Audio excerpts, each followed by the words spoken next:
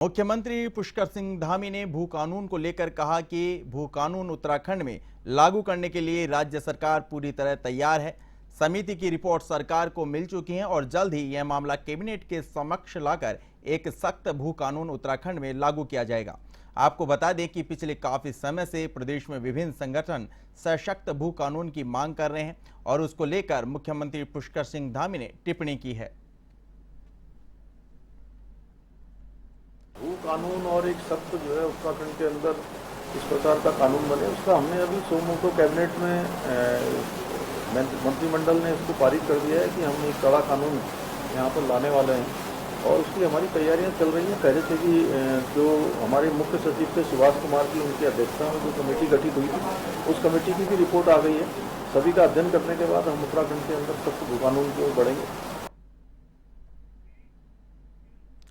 Cabinet मंत्री चंदन रामदास के निधन के बाद रिक्त हुई बागेश्वर विधानसभा सीट के लिए 5 सितंबर को मतदान होना है। इसको लेकर मुख्यमंत्री पुष्कर सिंह धामी ने कहा कि बागेश्वर उपचुनाव में भारतीय जनता पार्टी एक बहुत बड़े अंतर से एक तरफा जीतने जा रही है। बागेश्वर में किए गए विकास कार्य और राज्य सरकार की बेहतर नीतियां बागेश्वर उपचुनाव में अपना परिणाम दिखाएंगी।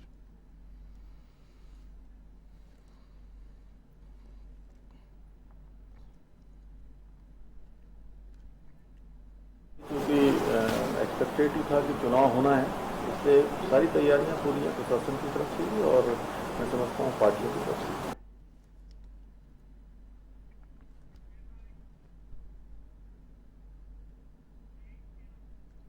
सैनिक कल्याण विभाग द्वारा शौर्य दिवस कार्यक्रम आयोजित किया गया, जिसमें मुख्यमंत्री पुष्कर सिंह धामी, सैनिक कल्याण मंत्री गणेश जोशी और भाजपा के स्थानीय विधायकों समेत सेना के पूर्व अधिकारियों और उनके परिजनों ने शिरकत की।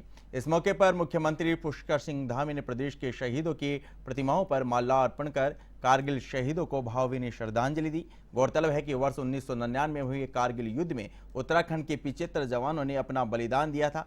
कारगिल युद्ध में भारतीय सेना ने 526 सैनिकों को खोया, जबकि 1363 सैनिक गंभीर रूप से घायल हो गए थे। आपको बता दें कि कारगिल विजय दिवस को प्रदेश भर में 26 जुलाई को शौर्य दिवस के रूप में मनाया जाता है। और वीरता और पराक्रम का दिवस भारत के इतिहास में भारत की सेना के कारण से अदम्य साहस और वीरता और पराक्रम का दिवस है और ये बहुत ऐतिहासिक दिन है कि आज कारगिल जैसी ऊंची चोटियों पर जो दुश्मन के कब्जे में आ गई थी, वहाँ पर दुश्मन की सेना काबिज हो गई थी। भारत की सेना ने विश्व का कीर्तिमान रचते हुए उन चोटियों को वापस लेने का काम किया, कारगिल के युद्ध को जीतने का काम किया। आज विजय दिवस है। मैं उन सभी शहीदों को जिन्होंने मातृभूमि की रक्षा के लिए देश की रक्षा के लिए अपने प्राणों का बलिदान किया, अपना सर्वोच्च शहीदों की चिताओं पर लगेंगे हर बरस मेले, वतन पर मर मिटने वालों का यही बाकी निशा होगा। आज विजय दिवस मनाया जा रहा है और विजय दिवस के मौके पर 527 उन शहीदों को नमन किया गया जिन शहीदों की शहादत की वजह से आज ये जो कारगिल का युद्ध है ये जाना जाता है, शहीदों की शहादत को जाना जाता है। और उत्तराखंड के 75 ऐसे रणबांकुरे थे जिनको आज नमन किया गया। उन कुछ ऐसे परिजन भी थे जिनके परिजनों को आज सम्मानित भी प्रदेश के मुख्यमंत्री ने किया और साफ तौर पर उनको नमन करना बनता भी है, क्योंकि आज ये उन्हीं का शौर्य और पराक्रम है जिस पराक्रम की वजह से दुश्मन के दांत खट्टे कर दिए गए थे। और हर साल की तरह जो श्रद्धांजलि अर्पित की जाती है वो श्रद्धांजलि सभा आज यहाँ पर भी संपन्न हुई और साहिब तौर पर मुख्यमंत्री ने कहा है कि जितने भी उन शहीदों के परिजन हैं, जिस तरह पहले भी सरकारें उनकी मदद करती आई हैं, आगे भी इसी तरह की मदद उन तमाम परिजनों को की जाएगी। देहरादून से एवन टीवी के लिए कैमरा पर्सन आजाद के साथ कैलाश मिश्र। प्रदेश में कई स्थानों पर लगातार तेजी से हो रही भारी बारिश के कारण काफी क्षति हुई है। इस नुकसान का आकलन करने के लिए मुख्यमंत्री पुष्कर सिंह धामी ने सचिवालय स्थित आपदा कंट्रोल रूम पहुंचकर अधिकारियों से जानकारी ली और भारी बारिश से प्रदेश में हुए नुकसान को लेकर अधिकारियों ने सीएम धामी को विस्तार से स्थिति के बारे में अवगत करवाया। इस दौरान आईटीबीपी, एसडीआरएफ, एनडीआरएफ और पीडब्ल्यूडी, यूजेवीएन सहित कई विभागों के अधिकारी मौजूद रहे। वहीं सीएम धामी ने रुद्रप्रयाग, नैनीताल, पौंडी, उधम सिंह नगर जिले के डीएम से वर्चुअल मुलाकात के माध्यम से नुकसान की जानकारी ली और सीएम धामी ने कहा कि जहां से भी घटना की जानकारी मिल रही है वहां पर तेजी के साथ रेस्क्यू अभियान चलाया जाए। सीएम धामी ने सभी टीमों को अलर्ट मोड पर रहने के निर्देश दिए हैं। सीएम ने कहा कि नदियों के पास रहे लोगों को जल्द से जल्द सुरक्षित स्थान पर पहुंचाया जाए ताकि वहां के लोगों का नुकसान होने से बचाव हो सके। कोटद्वार में हाल में बनाए गए अस्थायी पुल टूटने की वजह से सीएम को जानकारी दी गई। टिहरी, पौड़ी, नैनीताल, चंपावत, उधम सिंह नगर, बागेश्वर जिले में रेड अलर्ट जारी किया गया, जिसके चलते सभी को सतर्क रहने के निर्देश दिए गए। सीएम धामी ने कहा कि मौसम सही हुआ तो कोटद्वार और नैनीताल का हवाई सर्वेक्षण भी करेंगे।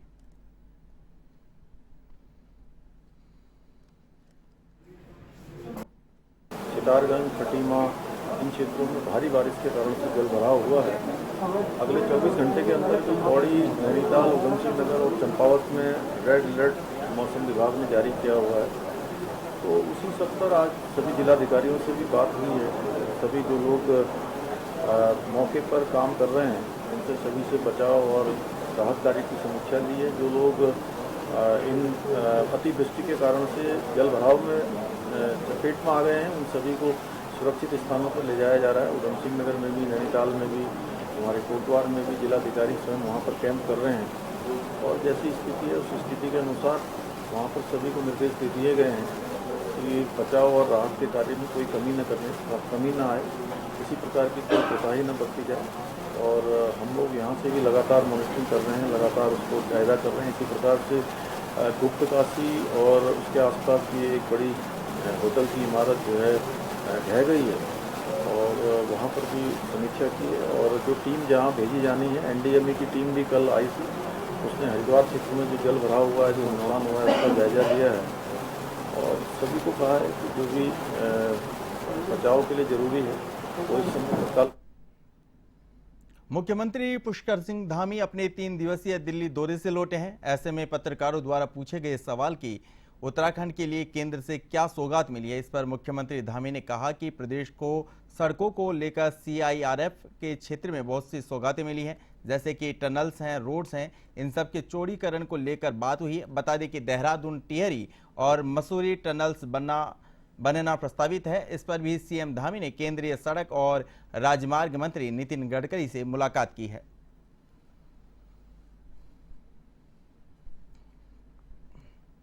उत्तराखंड को सड़कों के क्षेत्र में, सीआईआरएफ के क्षेत्र में बहुत सारी सौगातें हमको मिली और बहुत सारे हमने जो प्रस्ताव दिए थे उन सब पर हमको स्वीकृति मिली है। टनल है, रोड है, सड़कों के चौड़ीकरण है, उन सभी पर बात हुई है। चाहे आज वो हमारा यमुनोत्री गंगोत्री को जाने वाला विकास नगर होते हुए, डामटा होते हुए उत्तरकाशी का मार्ग हो, उस मार्ग के चौड़ीकरण की भी स्वीकृति मिली है। इसी प्रकार से अफजलगढ़ से सीधे नजीबाबाद आने वाला जो कुमाऊं गढ़वाल की कनेक्टिविटी को जोड़ने वाला मार्ग है, इसी प्रकार से ग्वालदम, शिमली, बागेश्वर और जलजीबी तक जाने वाला 305 किलोमीटर का मार्ग है, उस मार्ग को भी जो है उत्तराखंड के पीडब्ल्यूडी विभाग को देने का हुआ है। इसी प्रकार से जो मसूरी की टनल है, उस टनल के लिए भी उन्होंने सैद्धांतिक रूप से अपनी सहमति प्रदान की है कि जल्दी ही उसका भी जो है ऑब्जर्वेशन करवाकर उस पर जो है एनएचआई जल्दी से जल्दी काम प्रारंभ करेगा।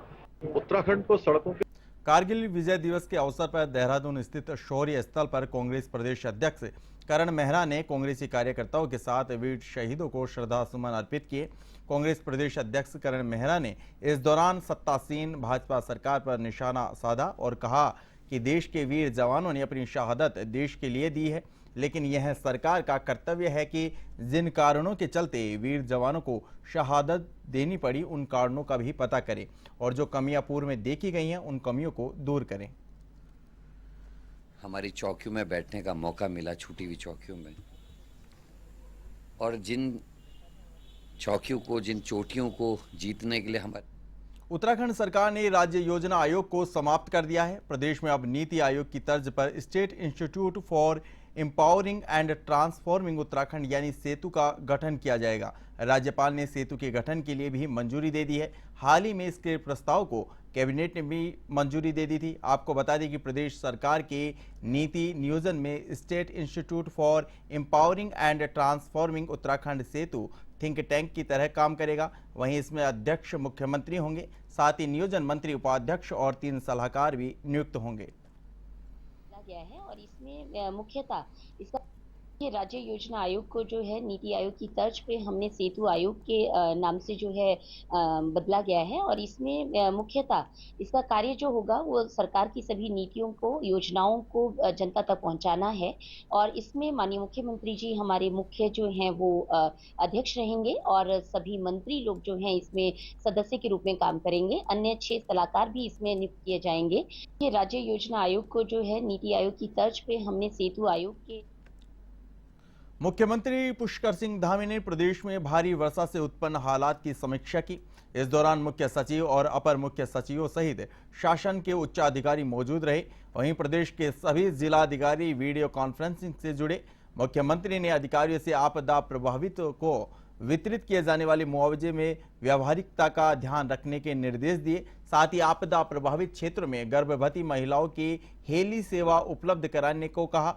उन्होंने बरसात के तुरंत बाद प्रदेश की सड़कों की मरम्मत का कार्य प्रारंभ करने और देहरादून की सड़कों को अविलंब आवश्यक मरम्मत करने के भी निर्देश दिए।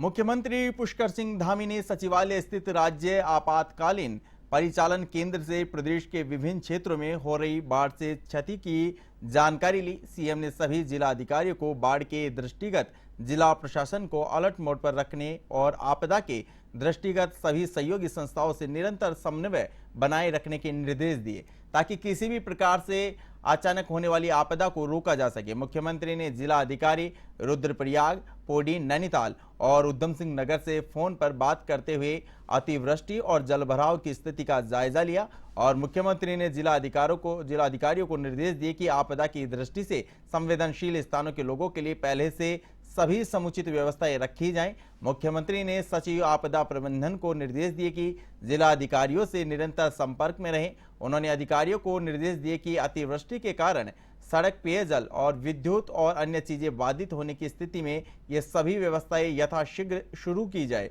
इस अवसर पर अपर मुख्य सचिव श्रीमती राधा रतूड़ी सहित आपदा प्रबंधन सचिव और विभिन्न विभागों के अधिकारी उपस्थित रहे।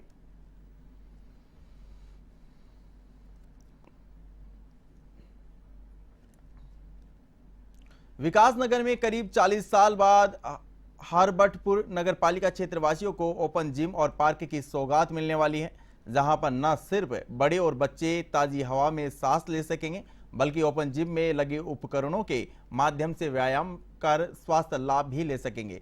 अधिशासी अधिकारी भगवंत सिंह बिष्ट के प्रयास से न केवल पार्क के लिए सरकारी जमीन को चिन्हित किया गया बल्कि उक्त जमीन को कब्जा मुक्त करवाकर अपने कब्जे में लिया गया, तो पार्क के लिए धन की व्यवस्था करके यहां पर काम भी शुरू किया गया।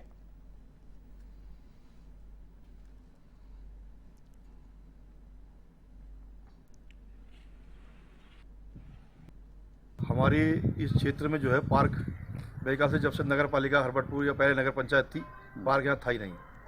और इस जगह इस बार जो पार्क बना है ये जो है हमारे नगर पालिका के जो चेयरमैन साहब और हमारे इसमें विशेष सहयोग रहा अधिशासी अधिकारी भगवंत सिंह बिष्ट जी का।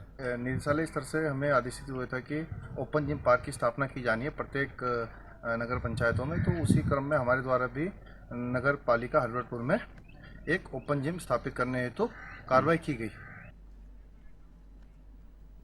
राहुल गांधी की यात्रा को लेकर बीजेपी प्रदेश अध्यक्ष महेंद्र भट्ट ने कांग्रेस पर निशाना साधते हुए कहा कि कांग्रेसी नेताओं को यात्रा करने से पहले 4 धाम यात्रा करनी चाहिए। वहीं कांग्रेस के प्रदेश अध्यक्ष करण महारा ने जवाब देते हुए कहा कि हमारे नेता यात्रा करेंगे, इसकी व्यवस्था बीजेपी के अध्यक्ष करवा दें। उन्होंने कहा कि बीजेपी सरकार में धर्म मंत्री आखिर कहां है, वह किसी भी धाम में आखिर क्यों नहीं गए।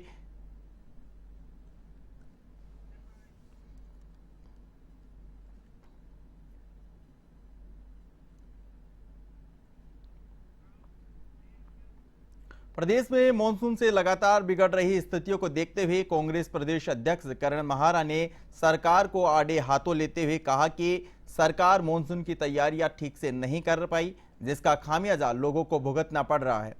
उन्होंने बताया कि पहाड़ों में स्थिति बहुत विकट है और उन्होंने अपने पेज पर 2 अलग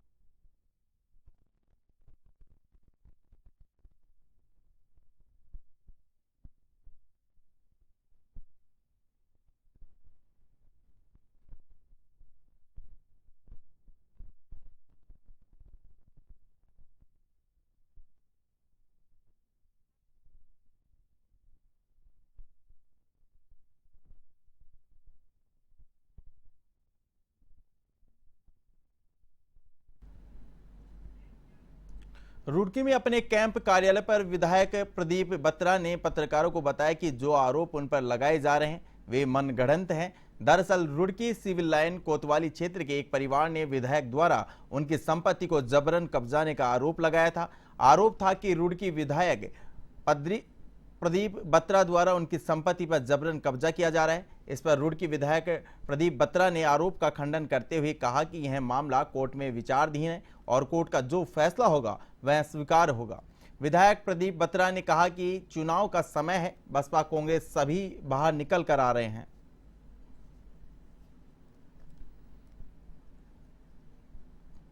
पहले भी कहा कि शहर की समस्याओं के बारे में बात करें, उसके बारे में मैं जवाब दूंगा और शहर की समस्याओं का समाधान में मैं लगातार लगाऊं, चाहे वो रामपुर रोड हो, चाहे पनियाला रोड हो, चाहे गणेशपुर का मामला हो। इन सब मुद्दों में मेरे से बात करें। इन सब मुद्दों के लिए मैं समस्या के समाधान के लिए लगातार प्रयासरत हूँ। उन मुद्दों को जल्दी समस्या का समाधान किया जाएगा। जनता को इससे राहत मिलेगी। जनता को इससे कोई नहीं लेना देना कि कोई। कुमाऊं आयुक्त दीपक रावत ने राजकीय उद्यान निदेशालय चौबटिया का निरीक्षण कर विभागीय अधिकारियों को आवश्यक दिशा निर्देश दिए। इस दौरान आयुक्त दीपक रावत ने विभागीय अधिकारियों से उद्यान में विभिन्न प्रजाति के सेब सहित अन्य फलों के बारे में जानकारी प्राप्त की। साथ ही अधिकारियों को उद्यान के माध्यम से अधिक किसानों को फलोत्पादन से जोड़ने के निर्देश दिए। वो 9 लाख से भी ज़्यादा का है और उसमें जो बाकी लोन है वो इंटरेस्ट फ्री भी हमको मिल रहा है। इसमें अगर हम चाहें तो इसका इंश्योरेंस भी कर सकते हैं और बहुत ज़्यादा रिस्क नहीं। चौबटिया गार्डन्स को मैं देखने आया था। समय समय पे आपकी मीटिंग्स में लेता हूँ, लेकिन पहली बार मैंने फील्ड विजिट की है और काफ़ी अच्छा काम यहाँ पे हो रहा है। और 27 से ऊपर वैरायटी सेब की यहाँ पे मैंने देखी जो उन्नत किस्म के सेब हैं। और अच्छी बात यह है कि जो हमारा मिशन एप्पल है उसमें भी इन वैरायटीज़ को हम जो हमारे किसान भाई बहन हैं जो उद्यान का काम करना चाहते हैं उन तक दिया जा रहा है। और इसमें जो सब्सिडी का अमाउंट है वो 9 लाख से भी ज़्यादा का है और उसमें जो बाकी लोन है वो इंटरेस्ट फ्री भी हमको मिल रहा है। इसमें अगर हम चाहें तो इसका इंश्योरेंस भी कर सकते हैं और बहुत ज़्यादा रिस्क नहीं। चौबटिया गार्डन्स को मैं देखने आया था। समय समय पे आपकी मीटिंग्स में लेता हूँ, लेकिन पहली बार मैंने फील्ड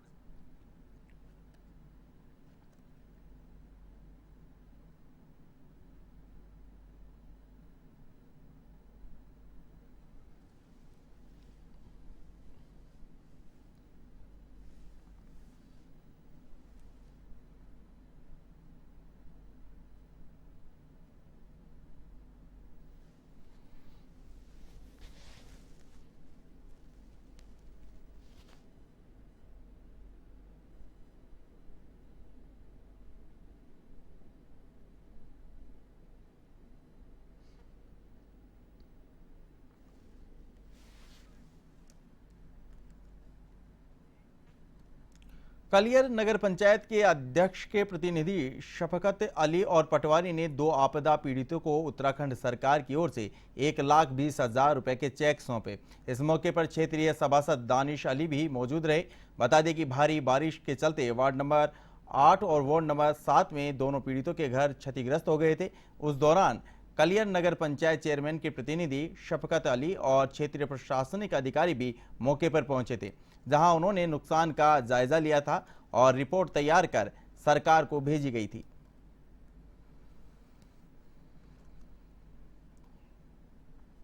हमारे जो बारिश के अंदर जो काफी बारिश हुई थी तो उसके अंदर 2 मकान गिर गए थे।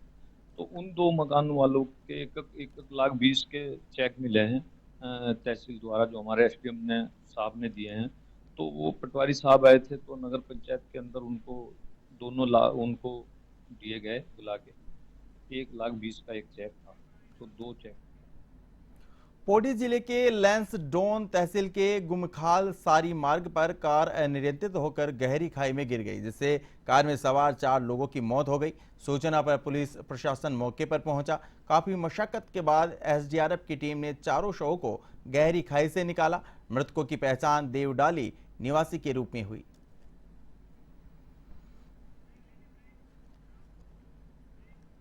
ब्रेक के लिए जल्द हाजिर होते हैं। आप देखते रहिए A1 टीवी।